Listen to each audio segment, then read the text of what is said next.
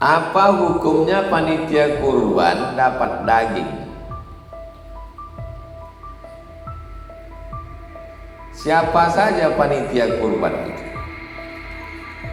Jadi saya ceritakan dulu pelaksanaan kurban yang asli, yang original. Pada tanggal 1 saya pun membeli kambing. Saya tambatkan di depan rumah. Saya kasih makan, kasih minum. 1, 2, 3, 4, 5, 6, 7, 8, 9, 10 pagi balik dari sembahyang. Saya pun mengambil kambing saya. Bismillahirrahmanirrahim.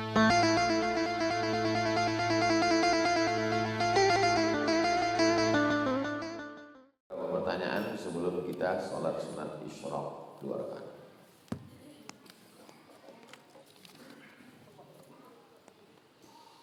Bagaimana cara proses Nabi Ismail disembelih? Apakah sempat disembelih atau tidak? Wa tallahu lil jabin. Tallahu lil jabin.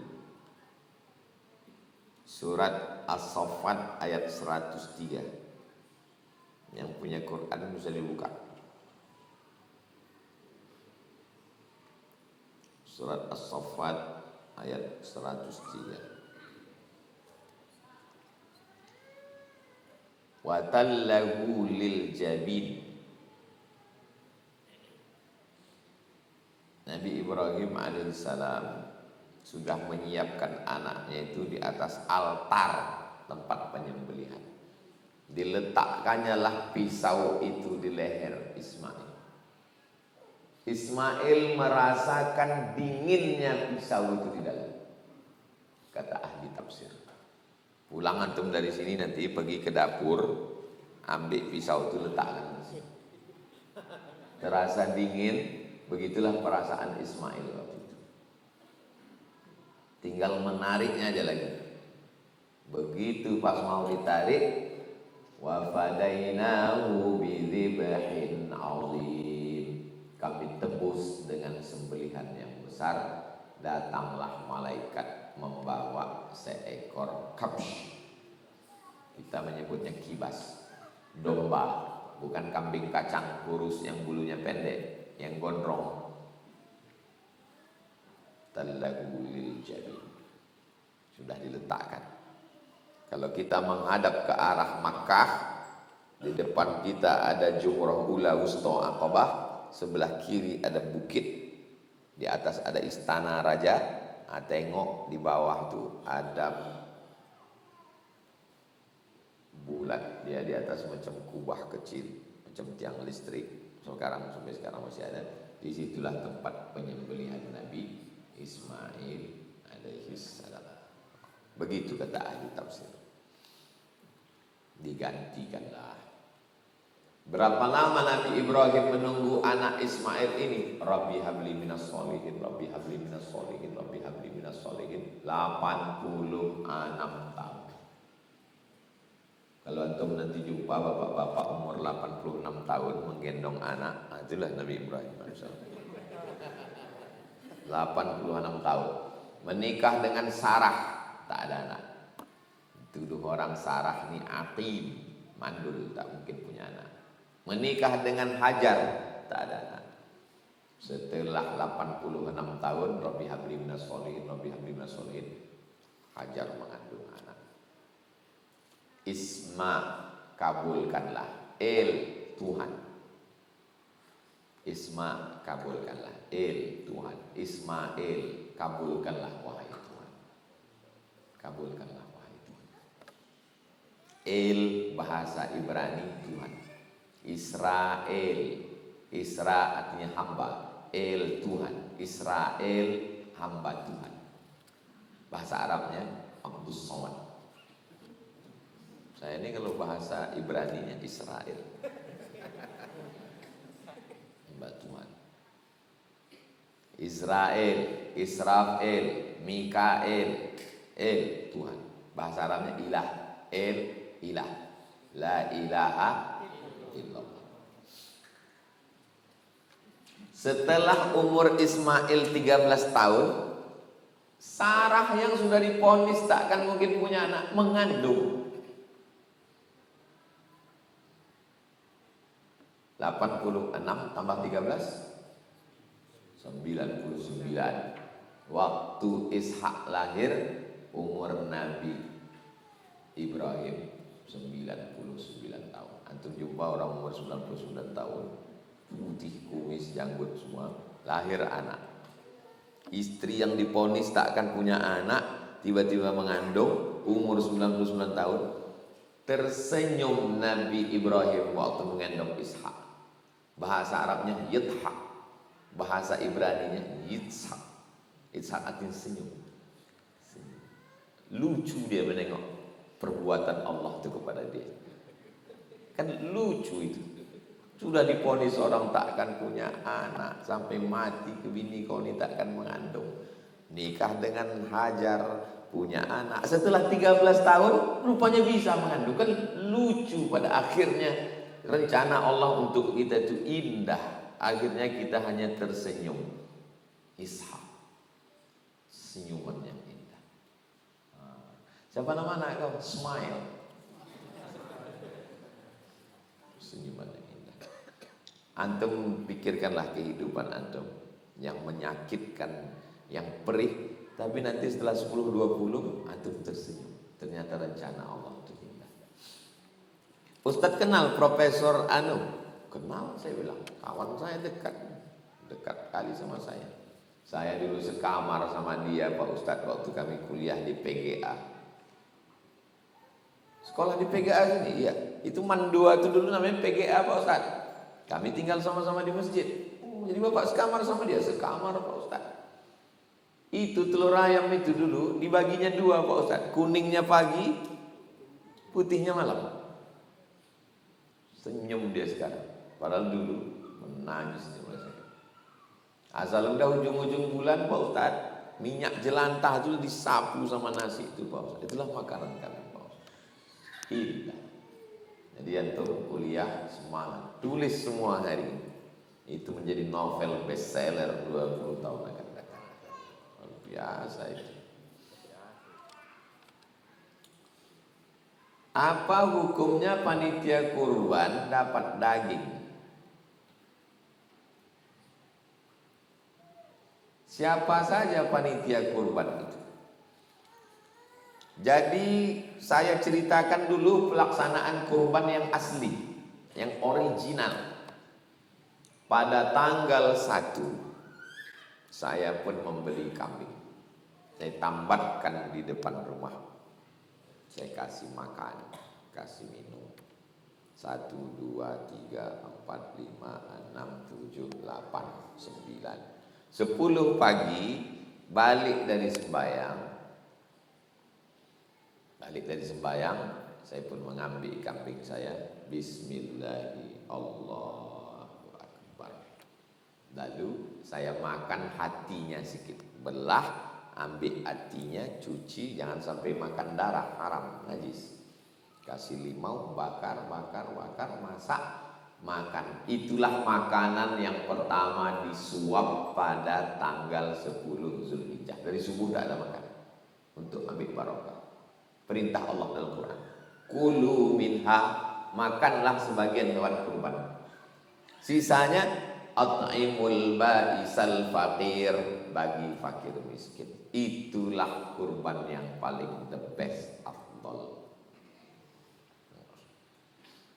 Anak bini saya mau makan Pak Ustadz, di bawah afdal, bagi 1/3 untuk anak bini, 1/3 jiran tetangga kawan, 1/3 fakir miskin. Bagus. Tak ada pakai panitia. Tapi karena saya tak sanggup membeli kambing, memotong kambing, menguliti kambing, akhirnya saya datang ke masjid. Pak Ketua Masjid, aku tak bisa mengolah kambing. Kenapa tak bisa Pak Ustaz? Asal ku tengok kambing ini naik darah tinggi. Lalu panitia, ketua masjid pun mengumpulkan panitia. Itu asal muasal asbabun nuzul munculnya panitia. Kalau menjadi panitia, siap relawan, rela keluar keringat sebesar cendawan. Kalau tak sanggup, kalau berharap dapat balasan, jangan jadi panitia. Bagus tak usah adakan panitia, karena untungnya tak seberapa, haramnya saja yang dapat. Kalau tak siap mental, jangan, karena makan haram. Kalau memang siap panitia, saya siap menyerahkan tenaga. Dapat tak dapat, maka ini saya lillahi ta'ala. Itu kalau mau jadi panitia. Jangan berharap dapat kepala, dapat ini. Lalu kemudian setelah musyawarah semua, bapak-bapak yang berkurban, ya, bagaimana kalau panitia ini kita kasih 2 plastik? 1 plastik sebagai peserta, 1 plastik sebagai pekerja, bukan upah, tapi sebagai hadiah. Kata yang berkurban, setuju, halal. Ada 2 yang tak bisa dikasih hadiah, karena dia mesti dikasih upah. Pertama, tukang potong. Yang kedua, tukang kulit. Itu jangan kau kasih seplastik, naik parang ke atas. Tukang potong, cakapkan baik-baik. Bapak kan tukang potong, ya. 1 kepala berapa, Pak? Alah, nggak usah lah, Pak, nggak tahu. Serius berapa? Ya saya biasa 1 kepala dibayar 100. Kasih dia 100. Jangan basa-basi. Kalau biasa dia 1 kepala 100, ke masjid kita ada 10 ekor, kasih dia 1 juta. Dari mana duit ini diambil? Makanya akad di awal itu. Saya bayarkan 2.900.000 untuk kurban dan biaya operasional tunai. Akadnya di awal. Sapi dibawa dari Muara Lembu, ongkos survei, ongkos truk dari Muara Lembu ke Rimau Panjang. Sampai di sini tak langsung dipotong, jaga malam. Tukang jagal sama tukang kulit itu diambil dari biaya operasional. Ini perlu saya sampaikan karena ini panitia. Tidak ada diambil dari kas masjid, tak ada. Haram mengambil kas masjid untuk itu, karena orang bersedekah untuk masjid, bukan untuk kurban. Nah, jadi panitia kalau dia siap keluar tenaga, keluar keringat, masuk. Tapi kalau tak siap, jangan. Saya capek-capek ini cuma dapat seplastik. Tahu kenapa? Kenapa kamu mau jadi panitia? Berapalah harga daging itu? Nah, ini tentang masalah kurban. Apa hukumnya panitia kurban dapat daging? Sebagai hadiah boleh, sebagai upah tak boleh. Tak boleh kasih kepala sebagai upah, kulit sebagai upah tak boleh. Jadi kulit macam mana? Kulit kalau digunting halus-halus busuk, tak ada pandai mengolah. Jadi kulit di mana? Kulit dijual. Tapi hadisnya jelas, man ba'a jilda udhiyatihi fala udhiyata lahu. Siapa menjual kulit hewan kurbannya, maka tiada kurban baginya. Maksud menjual di situ merubah kulit jadi duit, duitnya diambil balik, tak boleh. Itu sama dengan sudah memberikan untuk Allah, diminta balik. Jadi kulit ini dikasih kepada yang siapa pandai mengolah kulit. Nampak iklan jange.com.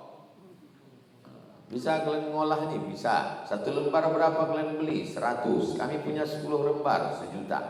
Dibagikan ke fakir miskin. Tidak panitia, tidak untuk upah, tidak untuk masjid. Dibagikan kepada fakir miskin. Masjid tak boleh mengambil. Tak ada jatah masjid hewan kurban. Apa hukumnya merayakan ulang tahun di pondok, di panti, tapi tetap pakai acara potong kue? Kenapa engkau puasa hari Senin ya Rasulullah? Zaka yauma wulidtu. Hari Senin aku lahir. Hari Senin aku mengenang hari lahirku, aku beribadah kepada Allah. Ibadah yang paling afdal puasa. Itu dalil boleh meningkatkan kesyukuran pada hari kelahiran.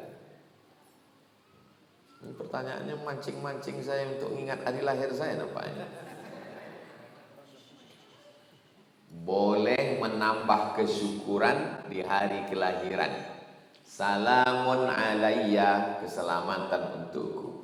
Yauma wulidtu, pada hari aku dilahirkan, kata Nabi Isa alaihissalam. Itu menunjukkan boleh mengenang hari kelahiran. Ini nampak Ustaz Somad ini mencela-mencela ini. Dulu dalam video yang lama Ustaz bilang tak boleh. Makanya dengarkan baik-baik. Bukan mengenangnya tak boleh, bukan bersedekahnya tak boleh. Yang tak boleh itu menghembus api. Karena itu perbuatan orang penyembah api, namanya Majusi dari Persia. Apinya api abadi. Di saat menghembus api itulah memanjatkan doa untuk setahun ke depan.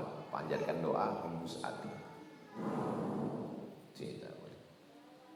Diundang anak yatim, fakir miskin, sedekah makan.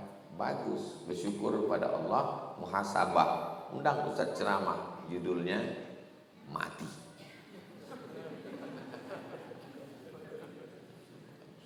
Mati. Umur kita sudah banyak terpakai, sudah dipakai 60, tinggal 3 tahun lagi. Apalagi yang ulang tahun yang ke-63, ulang tahun 62. Menurut hitungan Masehi pula itu. Kalau hijrah udah lama mati sebetulnya. Apa yang dimaksud belajar tasawuf? Minta papan tuh.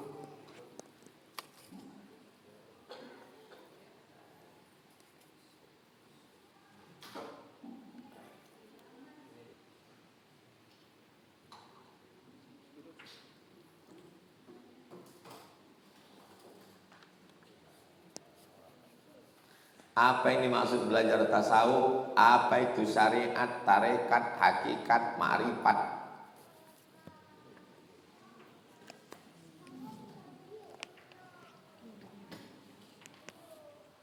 Datanglah malaikat Jibril alaihissalam.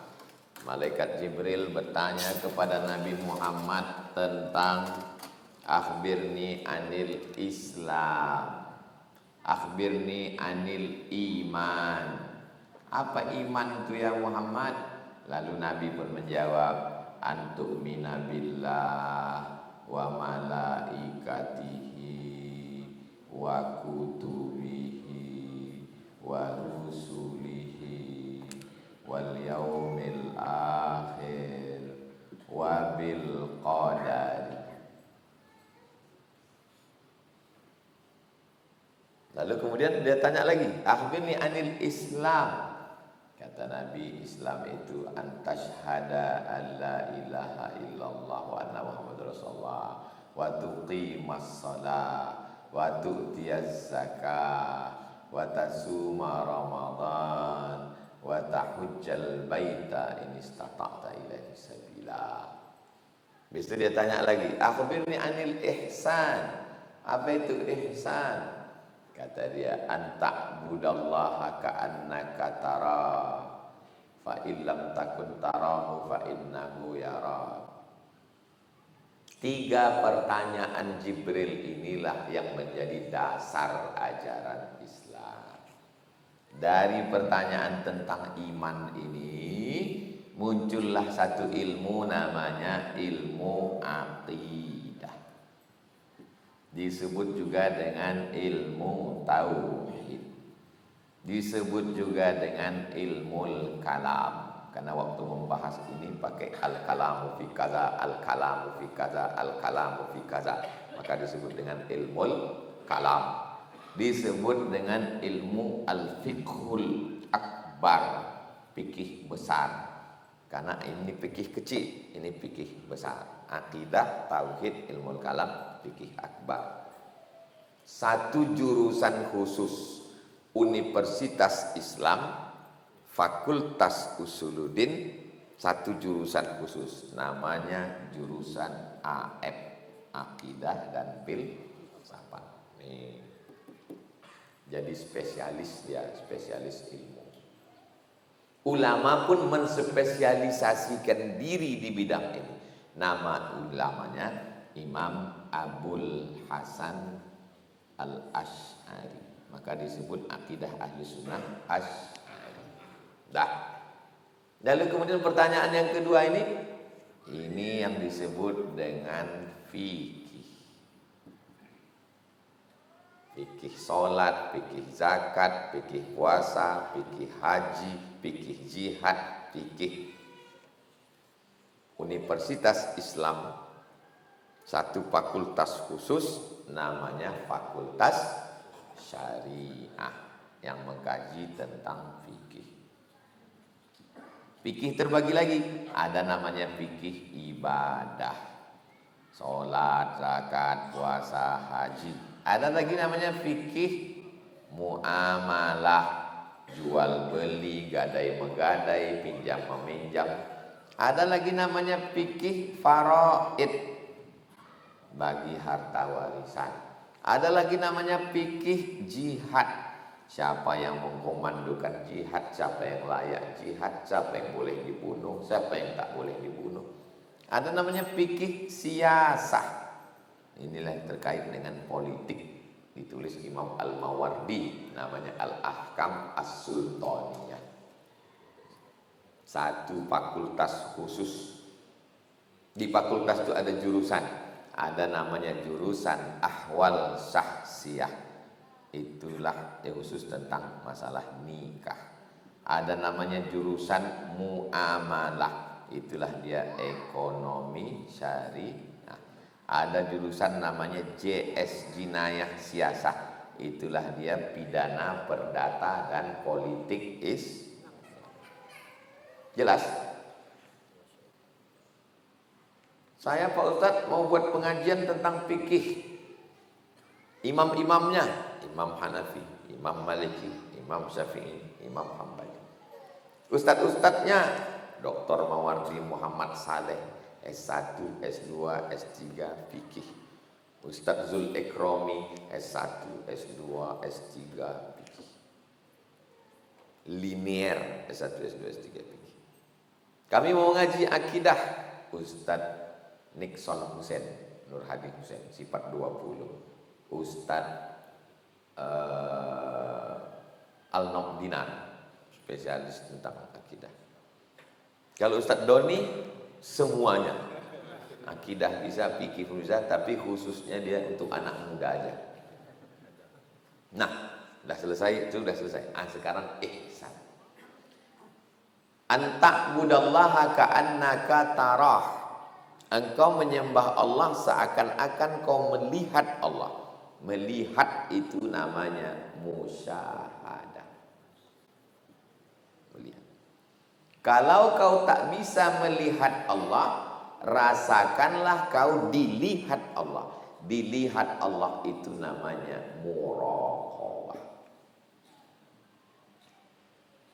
Ulama yang spesialis mengkaji masalah ini khusus, ini namanya ulama fikih, ini ulama kaidah. Karena ini namanya ulama tasawuf.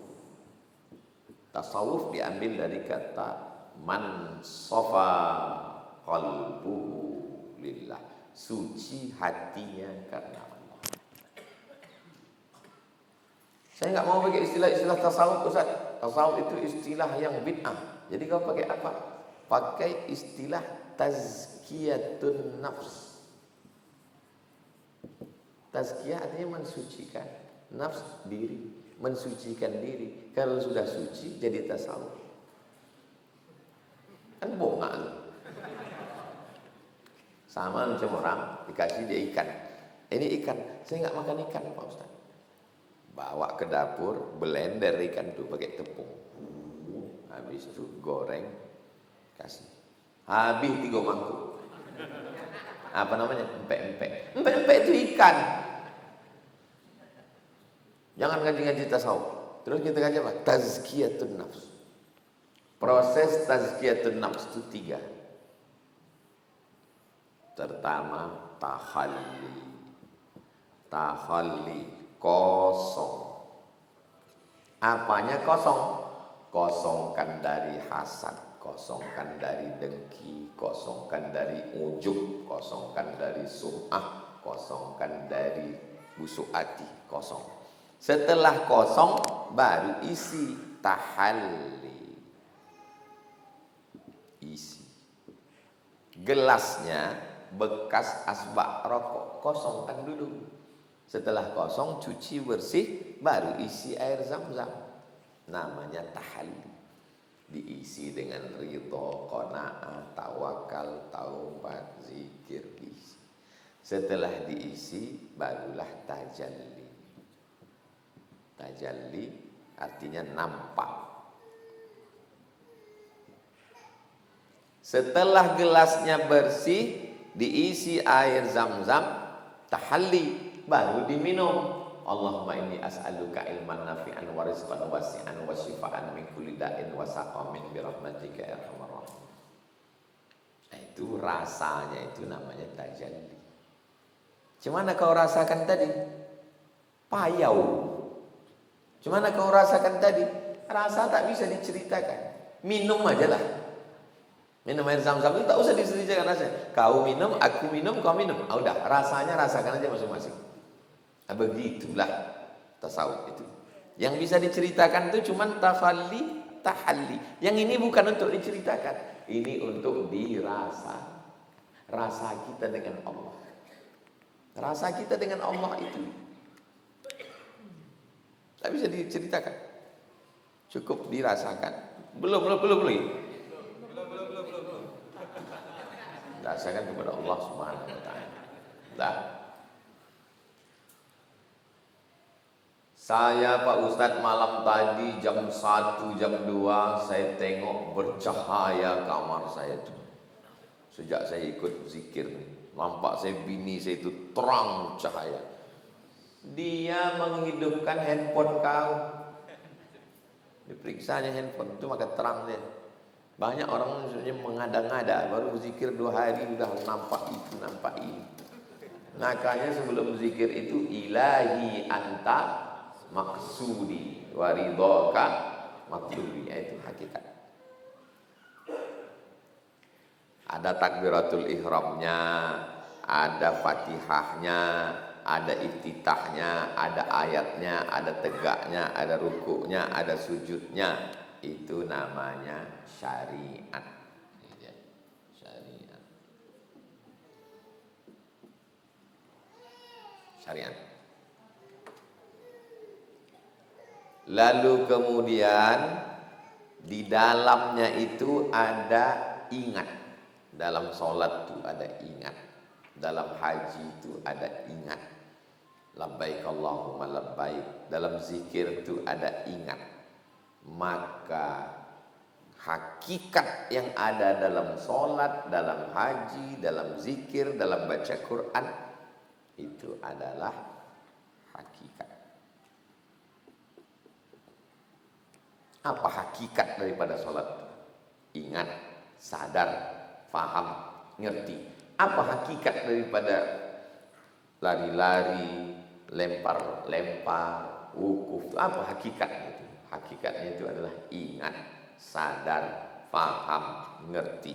Itu namanya hakikat. Makanya banyak orang menghilangkan syariat hanya berpegang kepada hakikat.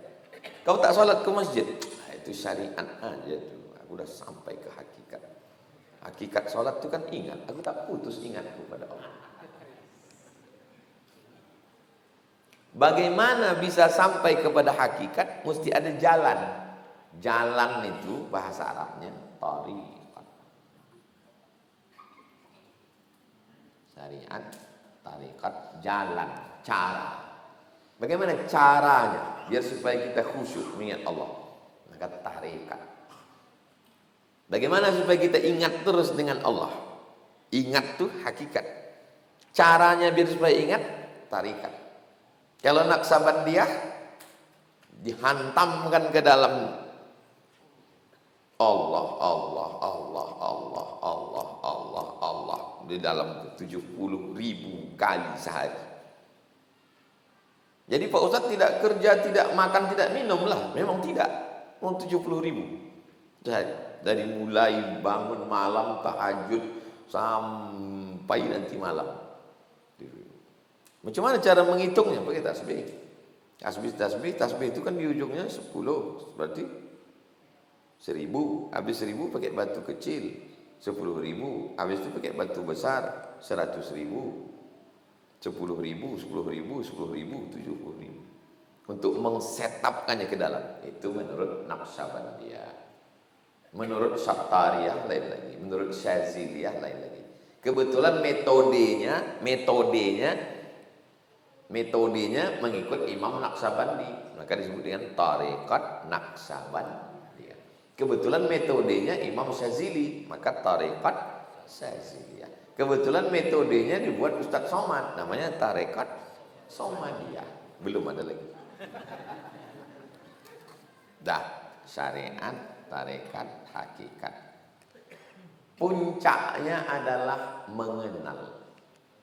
Kenal itu bahasa Arabnya arafa, ya'rifu, ma'rifah. Kenal kau Ustadz Somad? Kenal. Cemana rupa Ustadz Somad itu? Antum berusaha untuk menceritakan pengenalan antum tentang Ustadz Somad. Ustadz Somad itu ku tengok putih. Rupanya dia baru menengok baliho. Yang satu lagi ditanya, mau nampak?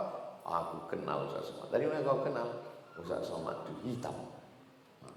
Rupanya dia menonton di YouTube, handphone dia udah lama tak berganti. Salah semua pengenalan. Maka pengenalan dengan Ustadz Somad tak usah bilang putih, tak usah bilang hitam. Datang aja kau subuh Rabu, kau tengok sendiri dia baca Riyadhus Shalihin. Itulah dia. Maka ketika Imam Al-Ghazali sampai kepada ma'rifah, ditanya orang. Imam Ghazali, iya.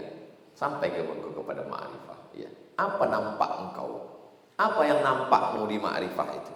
Kata Imam Ghazali, nurun yaqdhifullahu fi qalbi abdi. Allah memancarkan cahaya. Makna qadhafa yaqdhifu, melempar dengan cepat. Qadhaf, melempar dengan cepat. Cahaya yang terpancar dalam hati. Cuman itulah kalimat Imam Al-Ghazali. Berapa lama Al-Ghazali baru dapat cahaya itu? 11 tahun berkhalwat di menara sudut Jami' Umawi, sampai disebut zawiyah. Zawiyah ini pojok, karena orang itu biasa memilih satu pojok untuk berzikir, maka disebut pojok-pojoknya disebut dengan zawiyah. Orang kita pun banyak juga mencari pojok-pojok untuk tertidur. Ini dipelajari. Rukun, syarat, wajib, sunat, gerak, takbiratul ihram. Ini dipelajari. Ikut tarekat Syaziliyah, ikut tarekat Sattariyah, ikut tarekat Sammaniyah. Ada tekniknya. Ini dipahami. Ini pemberian Allah Subhanahu wa ta'ala. As-syari'atu bila haqiqatin batilah. Hanya sibuk syariat tapi tidak pada hakikat, batil. Orang yang sholat tapi tak ingat, batil. Al-haqiqatu bila syariatin atilah. Orang yang hanya hakikat tapi tidak bersyariat, atilah. Dia tak akan beramal. Tak beramal, tak sholat, tak baca Quran, tak ke masjid. Atilah. Kenapa? Karena dia mengklaim hakikat. Inilah yang sedang marak di internet. Kaji hakikat ma'rifat, yang isinya pemalas semua. Malas sembahyang, malas mengaji, malas baca kitab, ikut kaji gilo. Penipu, pembohong semua. Bagaimana cara memerangi itu? Tak bisa, karena medsos ini bebas semua. caranya tidak lain kembali kepada pendidikan. Ngaji.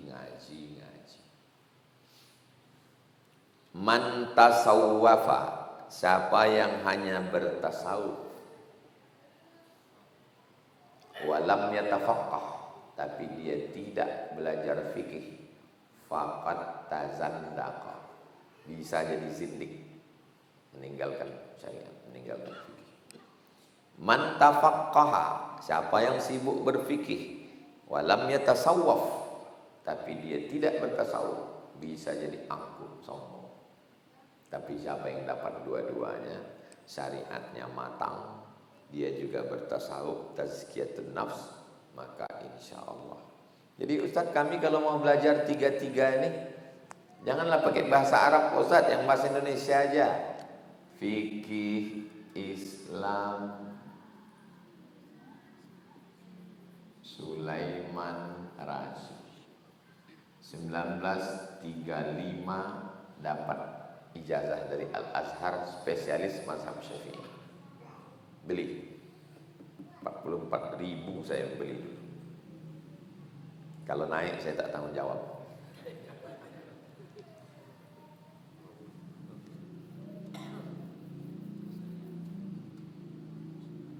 Fikih Islam Sulaiman Rasyid 1935.